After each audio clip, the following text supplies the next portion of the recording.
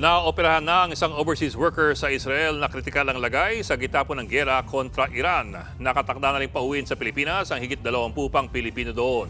Yan ang Frontline News Abroad ni Laila Pangilinan. Hile-hilera sa himpapawid ang mga ballistic missile na ito na pinakawalan ng Iran kaninang umaga sa Jerusalem sa Israel. Rinig din sa lugar ang alarma ng sirena. Hudyat na mapanganib ngayon sa Israel. Rinig ang sirena sa bahay ng OFW sa Israel na si Lawrence Hora. Napatago rin sila sa liblib na parte ng kanilang bahay hanggang sa tuluyan na silang lumikas. Hanggang gabi, kita pa rin sa himpapawid ang mapanganib na missile ng Iran. Pati ang malaking hospital sa lungsod ng Beersheba pinasabog.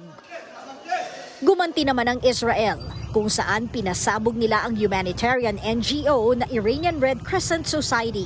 Pinuntirya rin ang mga himpilan ng pulisya sa Tehran.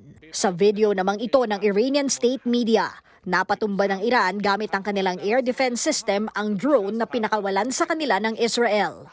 Sa huling tala, 24 na ang nasawi sa Israel, habang 224 naman sa Iran.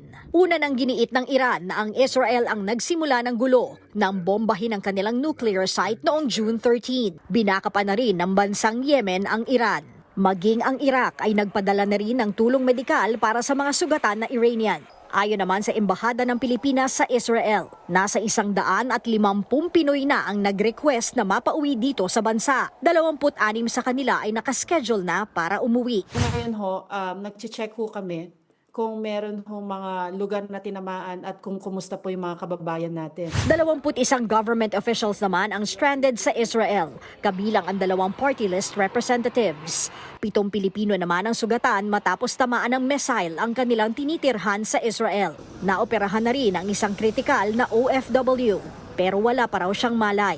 Sa gitna naman ng tensyon, kumpiyansa ang palasyo at Department of Finance na walang epekto sa remittance ng mga OFW ang nangyayaring gulo sa Israel at Iran.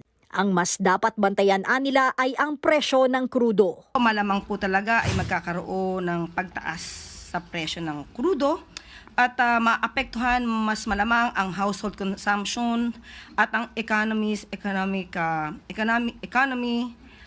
growth prospect. Nagbabalita mula sa Frontline, Laila Pangilinan, News 5. Mga kapatid, Ed Lingaw po, maging maalam at may pakialam sa mga napapanahong balita sa ating bansa. Para sa mas malalimang pagtalakay at paghimay sa mga issue at headlines, tumutok lamang at pag-subscribe sa social media pages ng News 5.